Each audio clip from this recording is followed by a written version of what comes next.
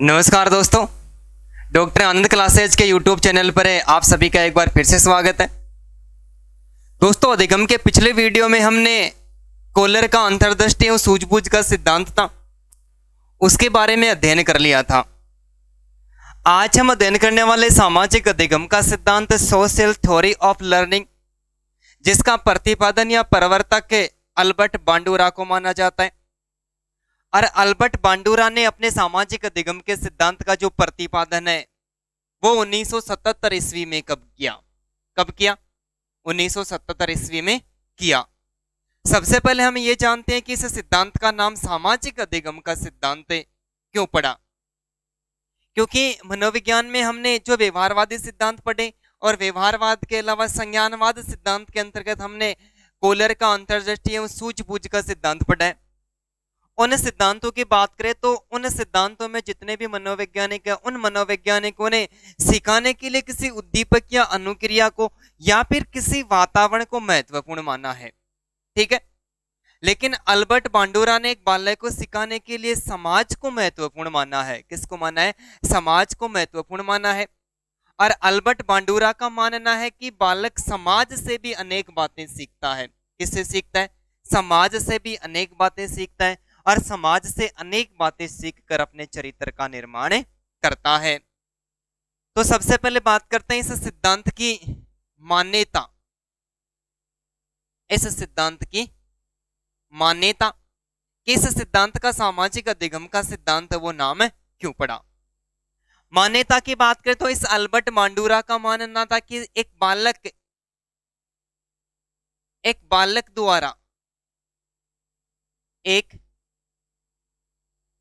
बालक द्वारा समाज का मान्य व्यवहार अपनाने, समाज का मान्य व्यवहार अपनाने तथा अमान्य व्यवहार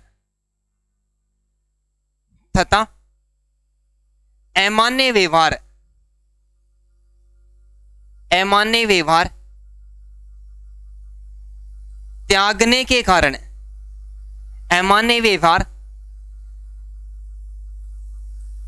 त्यागने के कारण इस सिद्धांत को सामाजिक अधिगम का सिद्धांत नाम दिया। कि बालक क्या करता है? समाज के अंतर्गत जो अन्य व्यक्ति होते हैं, अन्य व्यक्तियों के संपर्क में आता है। क्या करता है? समाज के अन्य व्यक्तियों के संपर्क में आता है, अन्य व्यक्तियों के साथ में अपना अंतर संबंध स्थापित करता है और उन अन्य व्यक्तियों से अनेक प्रकार की बातें सीखता है और ऐसी बातें सीखता है जिसकी बातों के लिए उनको सकारात्मक पुनर्बलन प्राप्त होता है। अर्थात उन व्यक्तियों से जो ऐसा व्यवहार है जिसको समाज स्वीकार करता है, समाज की जो अंतिम सीमा होती है वहां तक उस व्यवहार को अपनाया जाता है। तो बालक क्या करता है? समाज द्वारा मान्य व्यवहार को अपना लेता है और अमान्य व्यवहार को क्या करता है? वो त्याग देता है। जब किसी अन्य व्यक्ति के पास में जाता है और उस व्यक्ति को जब वो ऐसे कोई नशीला पदार्थ का सेवन करते हुए देखता है, तब वो बालक सोचता है कि ये व्यवहार मेरे लिए मान्य नहीं है। तो इस प्रकार के व्यवहार का बालक क्या कर देता है? त्याग कर देता है। तो समाज द्वारा मान्य व्यवहार को अपनाने तथा अमान्य व्यवहार को त्यागने के कारण इस सिद्धांत को सामाजिक अधिगम का सिद्धांत नाम दिया। अब हम बात करते हैं कि अल्बर्ट बांडुरा ने जो प्रयोग है वो प्रयोग किस पर किया। अल्बर्ट बांडुरा का जो प्रयोग है, अल्बर्ट बांडुरा ने जीवित जोकर एवं गुड़िया पर प्रयोग किया। जीवित जोकर एवं गुड़िया, अल्बर्ट बांडुरा ने सामाजिक अधिगम का जो सिद्धांत था, इस सिद्धांत के अंतर्गत जो प्रयोग किया वो प्रयोग किस पर किया? अपना ये प्रयोग जीवित जोकर और एक गुड़िया पर किया। इस गुड़िया की बात करें तो ये गुड़िया एक इलेक्ट्रॉनिक गुड़िया थी, कोई सामान्य गुड़िया नहीं थी। ये एक इलेक्ट्रॉनिक गुड़िया थी। कैसी गुड़िया थी? इलेक्ट्रॉनिक गुड़िया थी। सबसे पहले जब जीवित जोकर और इस गुड़िया पर प्रयोग किए तो इन प्रयोग के जो दृश्य थे, इन प्रयोग के दृश्यों को अल्बर्ट बांडुरा ने एक फिल्म में कैच कर लिया। क्या कर लिया? अपने जितने प्रकार के प्रयोग किए उन्हें सारे प्रयोग को फिल्म के माध्यम से कैच कर लिया। प्रयोग किया कि जीवित जोकर और इस गुड़िया पर प्रयोग किया। इस गुड़िया पर किया गया प्रयोग, अल्बर्ट बांडुरा का इस गुड़िया पर जो प्रयोग किया वो प्रयोग बेबी डॉल स्टेटिज के नाम से जाना जाता है। इस गुड़िया पर किया गया प्रयोग है वो बेबी डॉल स्टेटिज के नाम से जाना जाता है। कि अल्बर्ट बांडुरा क्या करता है कि अल्बर्ट बांडुरा एक स्टेज लगाता है। क्या करता है? एक स्टेज लगाता है और इस स्टेज पर क्या करता है, इस गुड़िया को खड़ी कर देता है।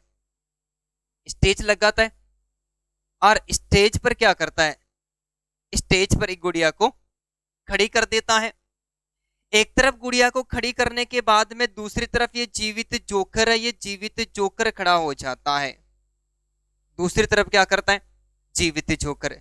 ये इलेक्ट्रॉनिक गुड़िया, कैसी गुड़िया? इलेक्ट्रॉनिक गुड़िया, इलेक्ट्रॉनिक गुड़िया। और ये जीवित जोकर, इलेक्ट्रॉनिक गुड़िया और जीवित जोकर। ये जीवित जोकर क्या करता है? जीवित जोकर इस गुड़िया को लात मारता है। जीवित जोकर इस गुड़िया को क्या करता है? लात मारता है। लात मारने के कारण ये गुड़िया क्या करती है? गुड़िया इस दिशा में गिर जाती है, इधर गिरती है।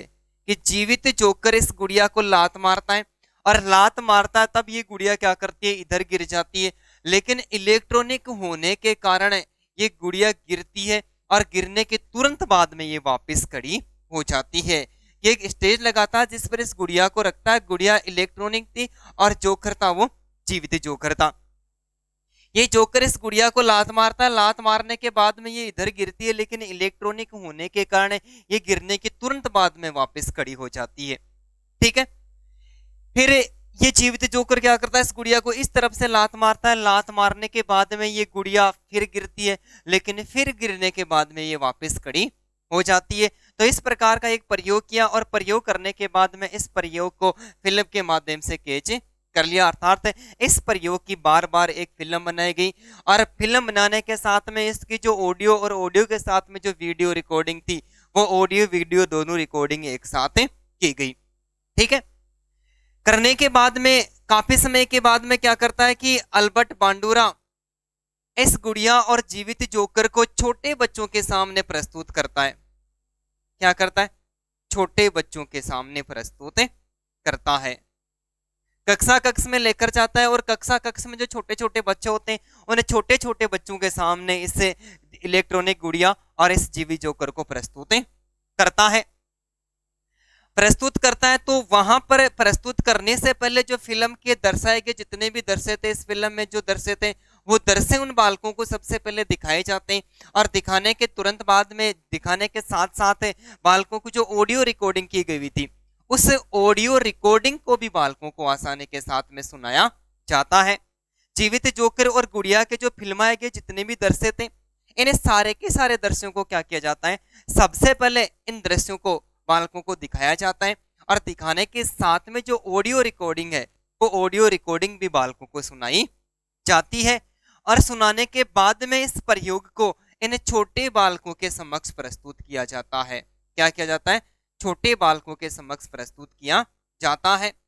अर्थात अल्बर्ट बांडुरा क्या करता है? अल्बर्ट बांडुरा जीवित जोकर और इस गुड़िया को कक्षा कक्ष में प्रस्तुत कर देता है। कहां पर? छोटे बच्चों के सामने, छोटे बच्चों के सामने कक्षा कक्ष में, कक्षा कक्ष में प्रस्तुत करता है। कक्षा कक्ष में प्रस्तुत करता है। कक्षा कक्ष में प्रस्तुत करने के बाद में बच्चे क्या करते हैं? ये जीवित जोकर इस गुड़िया को लात मारता है। लात मारने के बाद में वो तुरंत खड़ी हो जाती है। इस प्रक्रिया को छोटे बालक क्या करते हैं? देखते हैं। छोटे बालक देखते हैं और देखने के बाद में बालक क्या करते हैं? अनुकरण के माध्यम से, किसके माध्यम से? अनुकरण के माध्यम से, अनुकरण के माध्यम से, अनुकरण का अर्थ होता है कि बालक या तो देख कर या सुनकर, सुनकर या फिर देखकर उस विषय वस्तु के ज्ञान की प्राप्ति करते हैं, या तो देखकर या फिर सुनकर इस विषय वस्तु के ज्ञान की प्राप्ति करते हैं। पहले उस फिल्म के जो वीडियो थे वो दिखाए गए थे, साथ में सुनाया भी गया था। अब क्या कर दिया, अब इस अल्बर्ट बांडुरा ने इस गुड़िया और जीवित जोकर को बच्चों के सामने प्रस्तुत कर दिया। प्रस्तुत करने के बाद में जीवित जोकर इस गुड़िया को लात मारता है। लात मारने की तुरंत बाद में ये गुड़िया गिर जाती है, लेकिन गिरने के तुरंत बाद में वापस खड़ी हो जाती है। बालकों ने अनुकरण किया, देखा, सुना, और सुनने के बाद में जीवित जोकर गुड़िया को लात मारता है। लात मारने के बाद में खड़ी गिर जाती है और गिरने के तुरंत बाद में खड़ी हो जाती है।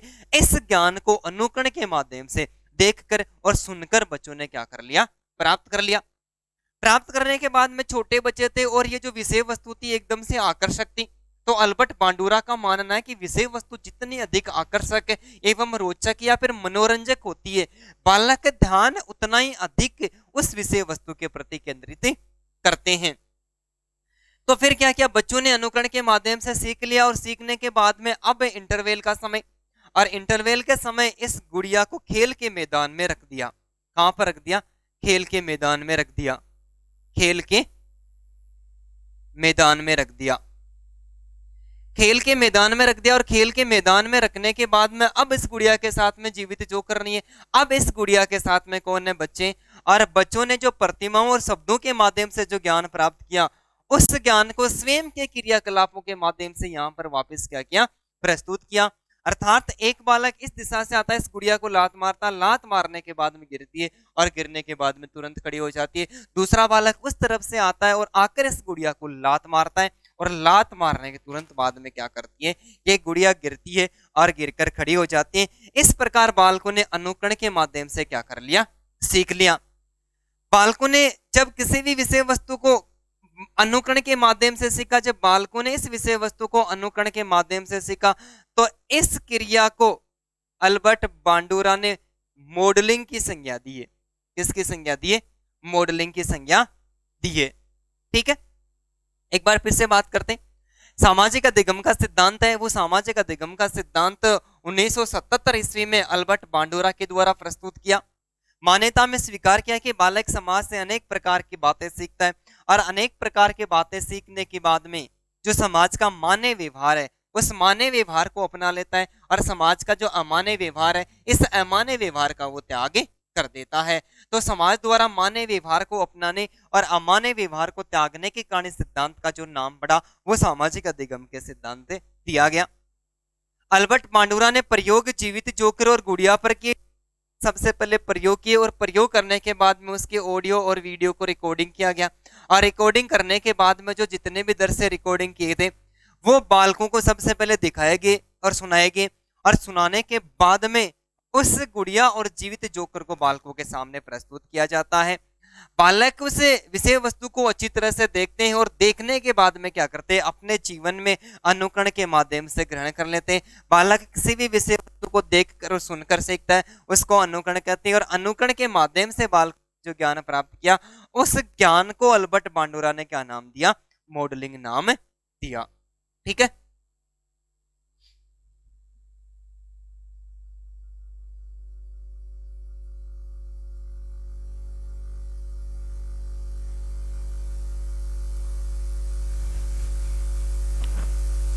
अब बात करते हैं कि जीवित जोकर और गुड़िया पर जो प्रयोग किया, जो प्रयोग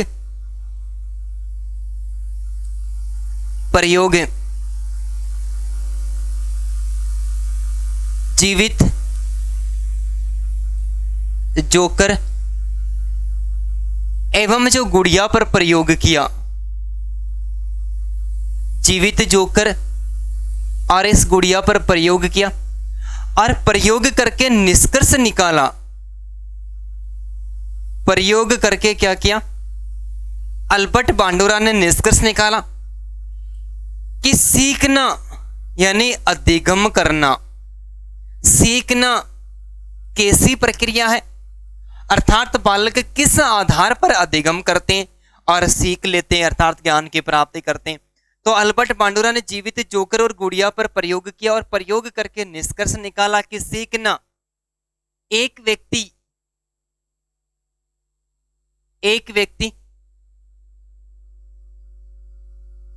एक व्यक्ति द्वारा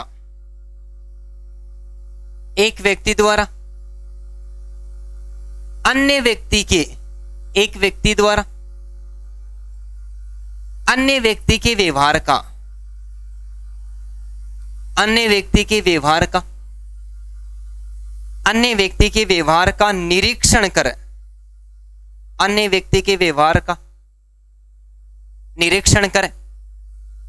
उसके व्यवहार को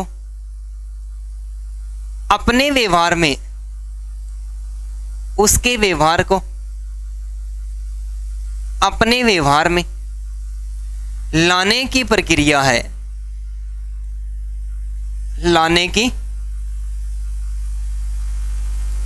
है। अर्थात हम ऐसा कह सकते हैं, अर्थात एक व्यक्ति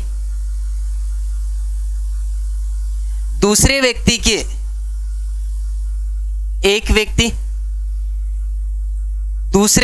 के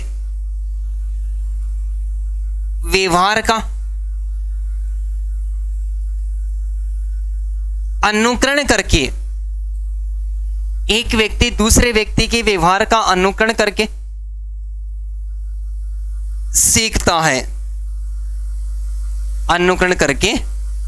सीखता है। कि अल्बर्ट बांडुरा ने जो प्रयोग किया वो प्रयोग किस पर किया? जीवित जोकर और गुड़िया पर प्रयोग किया और जीवित जोकर और गुड़िया पर प्रयोग करके निष्कर्ष निकाला। जीवित जोकर और गुड़िया पर प्रयोग करके निष्कर्ष निकाला कि एक व्यक्ति द्वारा अन्य व्यक्ति के व्यवहार का निरीक्षण करके कि सामाजिक अधिगम के सिद्धांत के अंतर्गत एक बालक या एक व्यक्ति अन्य व्यक्तियों के संपर्क में आता है। किनके संपर्क में आता है? अन्य व्यक्तियों के संपर्क में आता है। अन्य व्यक्तियों के साथ में अपना अंतर संबंध स्थापित करता है। उन्हें लोगों से अनेक बातें सीखता है और अनेक बातें सीखकर अपने चरित्र का निर्माण करता है। किसका निर्माण करता है? अपने चरित्र का निर्माण करता है। तो एक व्यक्ति द्वारा अन्य व्यक्ति के व्यवहार का निरीक्षण करता है और वो व्यक्ति जैसा कार्य करता है वैसा का वैसा कार्य अपने जीवन में अपना लेता है। तो अपनाने की प्रक्रिया को क्या नाम दिया? सीखना नाम दिया। अर्थात एक व्यक्ति दूसरे व्यक्ति के व्यवहार का अनुकरण करके अनुकरण करके सीखता है। तो एक व्यक्ति दूसरे व्यक्ति के व्यवहार का अनुकरण करके सीखता है। इसका मतलब जिस व्यक्ति को जैसा देखता है या फिर जिस किसी व्यक्ति से जिस प्रकार की बातें वो सुनता है, अर्थात देखकर और सुनकर सीखता है। देखकर और सुनकर जिस विषय वस्तु को सीखता है उसको किसकी संज्ञा दी? अनुकरण को मॉडलिंग की संज्ञा दी। और एक बालक दूसरे बालक का निरीक्षण करके सीखता है। इस प्रकार के सीखने को सामाजिक सीखना का, इस प्रकार के सीखने को क्या नाम दिया? सामाजिक सीखना नाम दिया, सोशल लर्निंग। इस प्रकार के सीखने को निरीक्षण के द्वारा यदि बालक सीखता है तो निरीक्षण के द्वारा बालक सीखता है। निरीक्षण के द्वारा सीखे हुए ज्ञान को सामाजिक सीखना कहा तथा अपने सिद्धांत को क्या नाम दिया? अपने सिद्धांत को यहाँ पर सामाजिक अधिगम का सिद्धांत नाम दिया। सामाजिक अधिगम का सिद्धांत नाम दिया। सामाजिक अधिगम का सिद्धांत नाम दिया। अब यहाँ पर हमारे सामने दो प्रश्न बन के आ रहे हैं। दोनों में से सबसे पहले प्रश्न की बात करते हैं कि इस निरीक्षण को अल्बर्ट बांडुरा ने प्रक्षेण नाम दिया। निरीक्षण को क्या नाम दिया? मनोवैज्ञानिक भाषा में अल्बर्ट बांडुरा ने प्रक्षेण नाम दिया। तो यहाँ पर प्रश्न ये बनता है कि प्रक्षेण या फिर निरीक्षण शब्द का पहली बार प्रयोग किसका? प्रक्षेण, प्रक्षेण तथा निरीक्षण शब्द का, प्रक्षेण तथा निरीक्षण शब्द का पहली बार प्रयोग किसके द्वारा किया गया?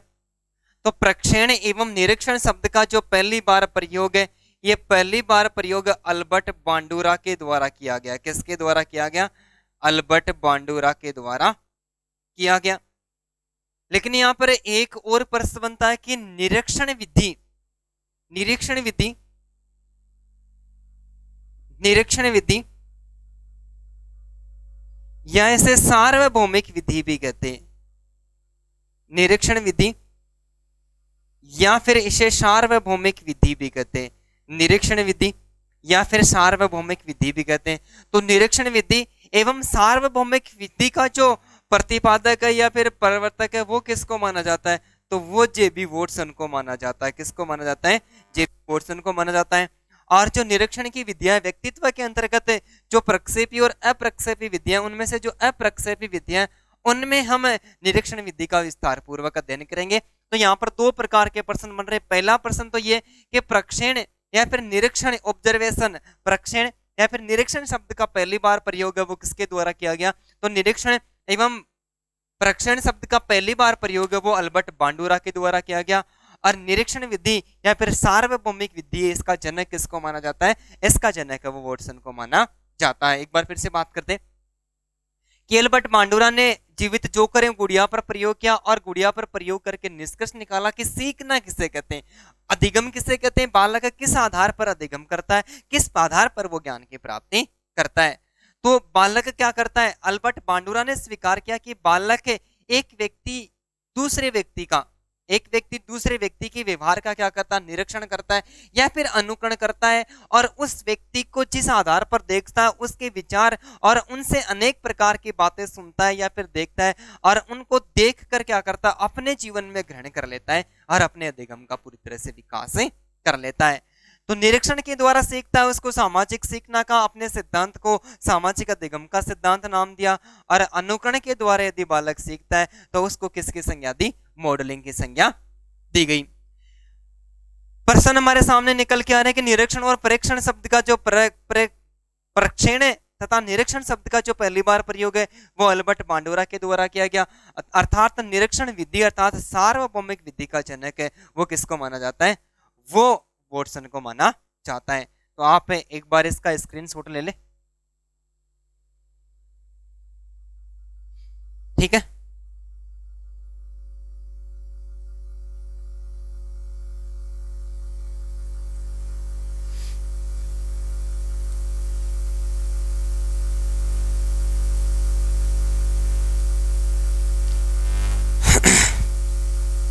अब हम बात करते हैं इसे अल्बर्ट बांडुरा के द्वारा लिखी गई एक पुस्तक, अल्बर्ट बांडुरा की जो पुस्तक है उस पुस्तक का नाम है social learning thought. Social learning thought, social learning thought अर्थात सामाजिकता सीखने के विचार, सामाजिकता सीखने के विचार, सामाजिकता सीखने के विचार, सोशल लर्निंग थॉट, सामाजिकता सीखने के विचार। तो अल्बर्ट बांडुरा ने अपने एक पुस्तक का प्रकाशन करवाया जिसका नाम था सोशल लर्निंग थॉट अर्थात सामाजिकता सीखने के विचार। इस पुस्तक का प्रकाशन करवाया और प्रकाशन करवाने के बाद में अपना जो सिद्धांत है, इस सिद्धांत के इस पुस्तक के अंतर्गत मुख्य रूप से 4 चरण बताए। अपने सिद्धांत के मुख्य रूप से कुल कितने चरण बताए? मुख्य रूप से 4 चरण बताए।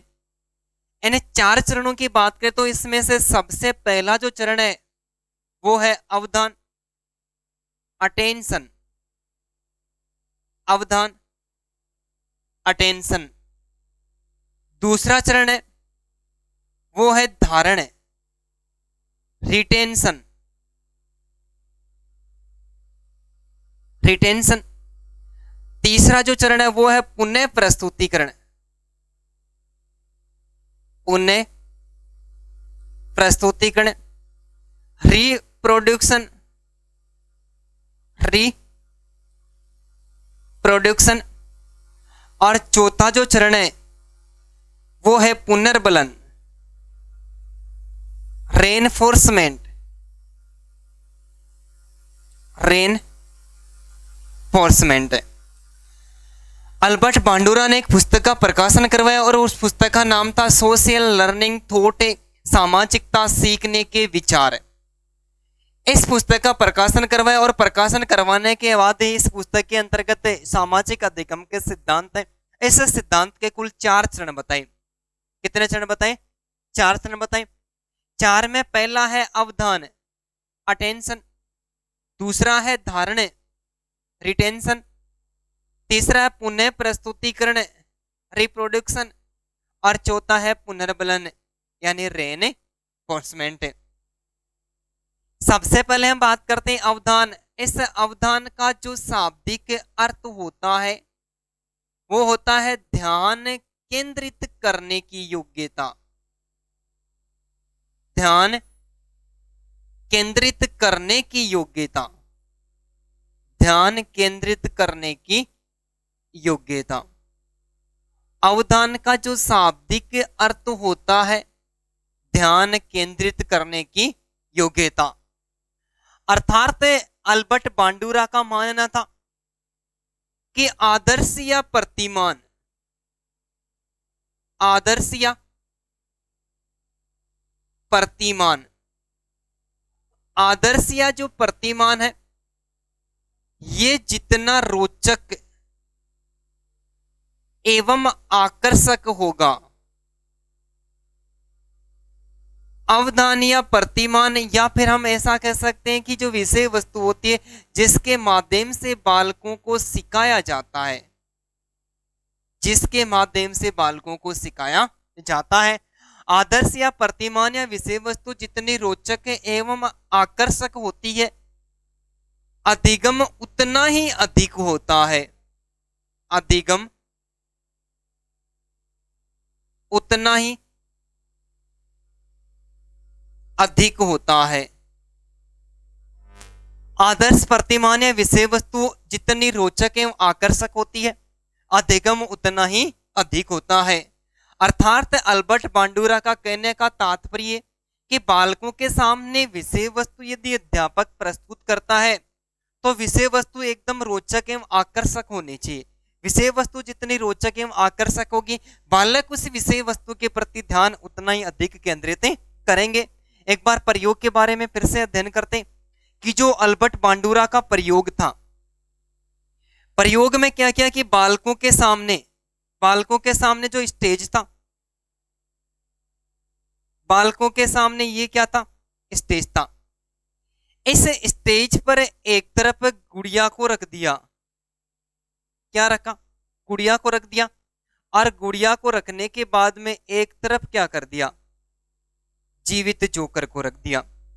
ये जीवित जोकर इस गुड़िया को लात मारता है। लात मारने के बाद में ये इधर गिरती है, लेकिन गिरने के तुरंत बाद में ये वापस खड़ी हो जाती है। क्या करती है? ये गुड़िया गिरती है और गिरने के बाद में तुरंत खड़ी हो जाती है। इसका मतलब जो विषय वस्तु अल्बर्ट बांडुरा ने बालकों के सामने प्रस्तुत की थी ये विषय वस्तु कैसी थी? ये विषय वस्तु रोचक थी, आकर्षक थी। बालक इस विषय वस्तु के प्रति आकर्षित हुए, अर्थात बालकों का ध्यान किधर गया? इस गुड़िया की तरफ गया। तो अवधान का शाब्दिक अर्थ होता है ध्यान केंद्रित करने की योग्यता। विषय वस्तु आदर्श या प्रतिमान जितना रोचक एवं आकर्षक होगा बालकों का ध्यान उसके प्रति उतना ही अधिक होगा और बालक अधिक से अधिक अधिगम करेंगे। बालकों ने इस बात को क्या क्या स्वीकार किया? धारण यानी रिटेंशन। बालकों ने क्या किया? इस विषय वस्तु का जो ज्ञान है वो प्रतिमा या शब्दों के माध्यम से, किसके माध्यम से? शब्दों या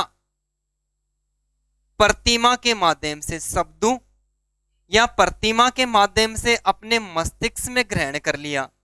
क्या कर लिया? अपने मस्तिष्क में ग्रहण कर लिया। शब्दों या प्रतिमाओं के माध्यम से इस ज्ञान को अपने मस्तिष्क में क्या कर लिया? ग्रहण किया।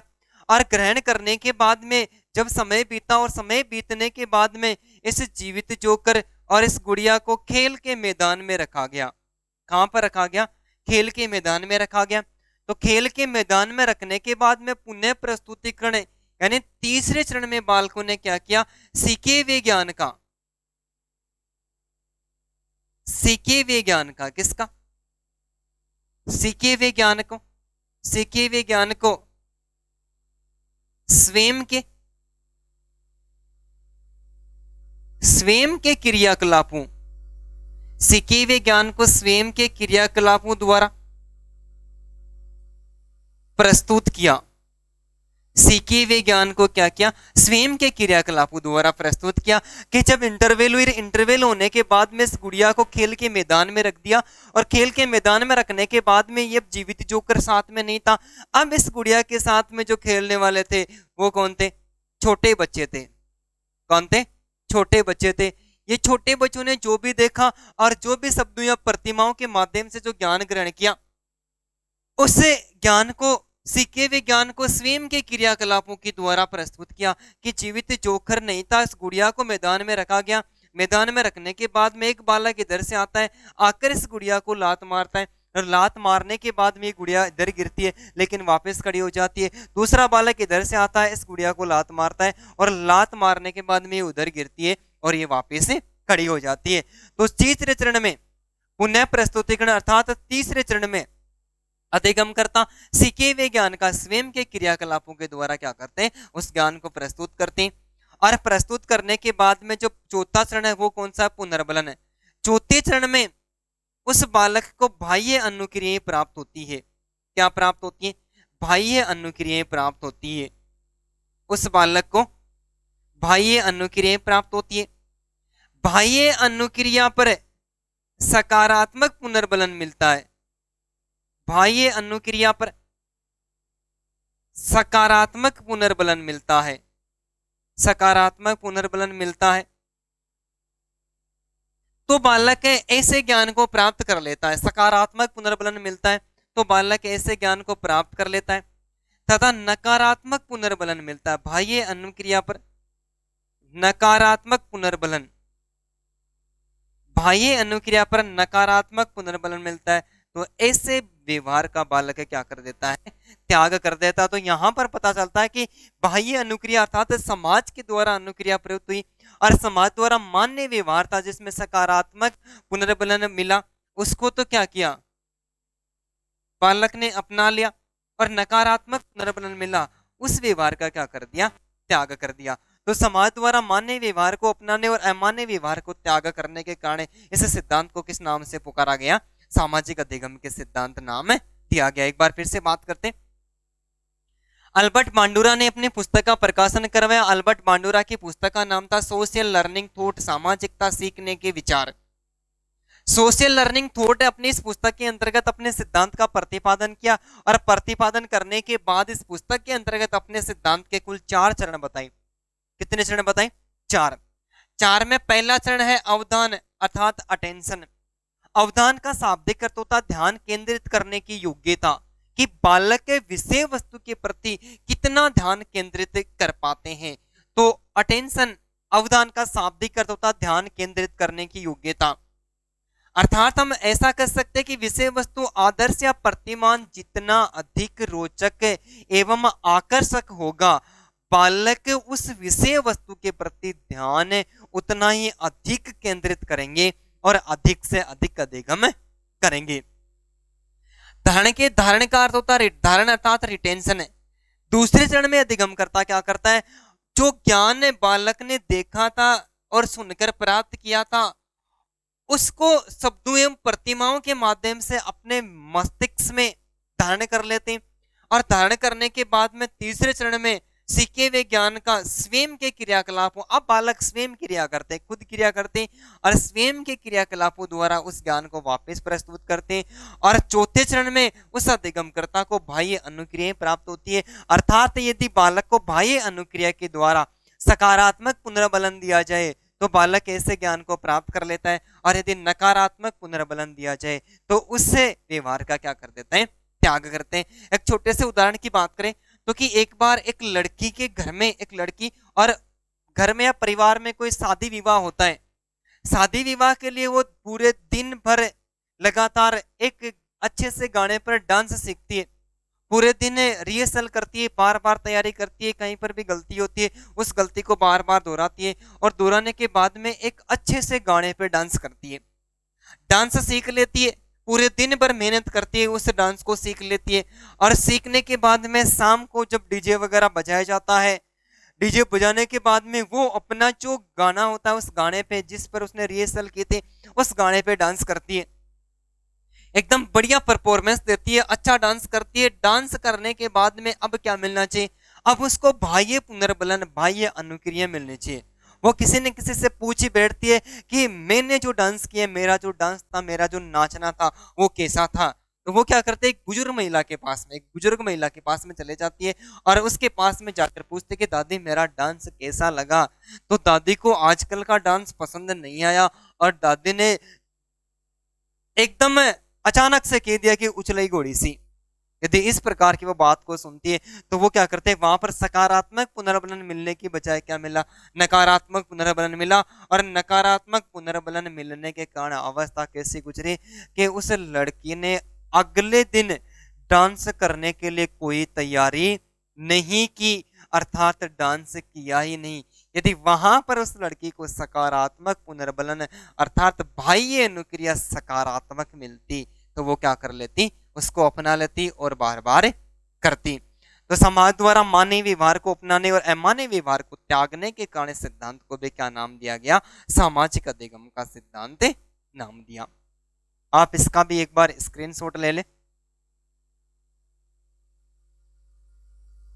ठीक है।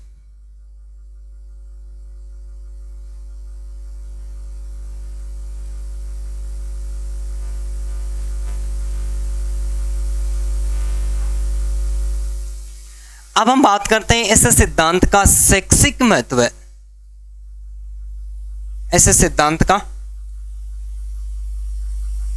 शैक्षिक महत्व, शिक्षा के क्षेत्र में इस सिद्धांत का क्या योगदान है।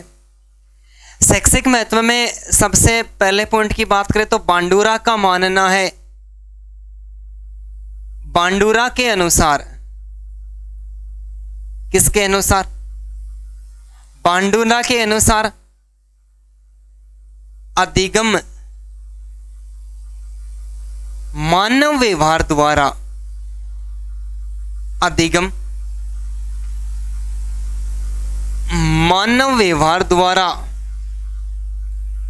अर्जित होता है। अल्बर्ट बांडुरा के अनुसार है जो अधिगम है वो मानव व्यवहार के द्वारा अर्जित होता है कि एक व्यक्ति दूसरे व्यक्ति के संपर्क में आता है, एक व्यक्ति अन्य व्यक्ति के साथ में अपना अंतर संबंध स्थापित करता है। क्या करता है, एक व्यक्ति अन्य व्यक्ति के साथ में अपना अंतर संबंध स्थापित करता है, अन्य व्यक्ति के संपर्क में आता है, अंतर संबंध स्थापित करता है और अंतर संबंध स्थापित करने के बाद में अनुकरण के माध्यम से या निरीक्षण के माध्यम से ज्ञान की प्राप्ति कर लेता है और वो अधिगम कर लेता है। तो अल्बर्ट बांडुरा ने पहला शैक्षिक महत्व स्वीकार किया कि अधिगम है वो मानव व्यवहार के द्वारा क्या होता है, अर्जित होता है। ठीक है। इसके अलावा जो दूसरा शैक्षिक महत्व है, अल्बर्ट बांडुरा का मानना है कि बालक समाज से, बालक समाज से अनेक बातें सीखकर, बालक समाज से अनेक बातें सीखकर अपने चरित्र का निर्माण करता है, अपने चरित्र का निर्माण करता है। कि एक बालक समाज के लोगों से अनेक प्रकार की बातें सीखता है, अनेक प्रकार के विचार सीखता है और अनेक प्रकार के विचार सीख कर क्या करता है, वो अपने चरित्र का निर्माण कर लेता है। तीसरा है, इस सिद्धांत के सामाजिक अधिगम का सिद्धांत है। इस सिद्धांत के अनुसार, इस सिद्धांत के अनुसार कक्षा कक्ष में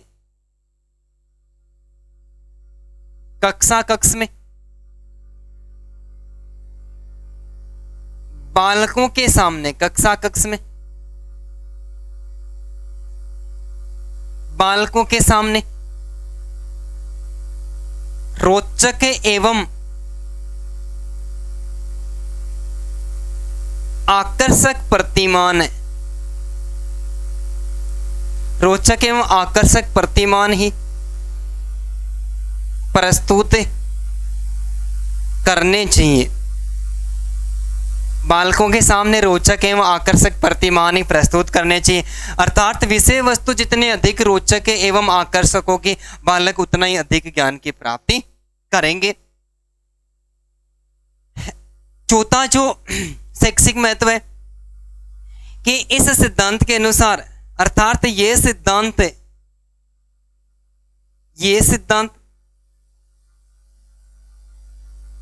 बालकों के व्यक्तित्व निर्माण में, यह सिद्धांत बालकों के व्यक्तित्व निर्माण में विशेष उपयोगी है। बालकों के व्यक्तित्व निर्माण में विशेष उपयोगी है। अर्थात बालक क्या करते हैं, अपने व्यक्तित्व का निर्माण है वह अन्य व्यक्तियों के संपर्क में आने के बाद में करते हैं, उनसे बातें सीख कर करते हैं। तो यह सिद्धांत बालकों के व्यक्तित्व निर्माण में विशेष उपयोगी माना जाता है। और इस सिद्धांत का जो अंतिम शैक्षिक महत्व है कि इस सिद्धांत को मानने वाले शिक्षक, ऐसे सिद्धांत को मानने वाले शिक्षक टीवी एवं यानी टेलीविजन एवं रेडियो द्वारा, टेलीविजन एवं रेडियो के अनुकरण द्वारा सीखने पर विशेष बल देते हैं, विशेष बल देते हैं। तो इस सिद्धांत का पहला जो शैक्षिक महत्व है वो अल्बर्ट बांडुरा ने स्वीकार किया कि अल्बर्ट बांडुरा का मानना है कि एक बालक अर्थात एक व्यक्ति का जो लगभग व्यवहार होता है वो अधिगम होता है, वो मानव व्यवहार द्वारा कैसा होता है, अर्जित होता है। अर्थात एक बालक दूसरे बालक के संपर्क में आता है, एक व्यक्ति अन्य व्यक्ति के संपर्क में आता है और अन्य व्यक्ति के संपर्क में आकर क्या करता है, अपना अंतर संबंध स्थापित करता है, उनसे अनेक बातें सीखता है और ग्रहण करता है और अपना अधिगम कर लेता है। बालक समाज के द्वारा अनेक बातें सीखता है और सीखकर अपने चरित्र का निर्माण करता है। अर्थात इस सिद्धांत के अनुसार कक्ष में बालकों के सामने विषय वस्तु जो शिक्षक प्रस्तुत करता है वो कैसी होनी चाहिए, वो एकदम से रोचक एवं आकर्षक होनी चाहिए, क्योंकि विषय वस्तु जितनी रोचक एवं आकर्षक होगी बालक उतना ही अधिक ज्ञान की प्राप्ति करेंगे। व्यक्तित्व निर्माण में सामाजिक अधिगम का सिद्धांत है वो विशेष महत्वपूर्ण है। और इस सिद्धांत को मानने वाले जो भी शिक्षक है वो शिक्षक रेडियो एवं टेलीविजन का अनुकरण करके भी, बालक किसी भी विषय वस्तु को सीख रहे हैं या फिर कुछ न कुछ सीख रहे हैं तो टेलीविजन के माध्यम से या रेडियो के माध्यम से सुनकर भी उस विषय वस्तु के ज्ञान की प्राप्ति कर सकते हैं। ठीक है, धन्यवाद दोस्तों।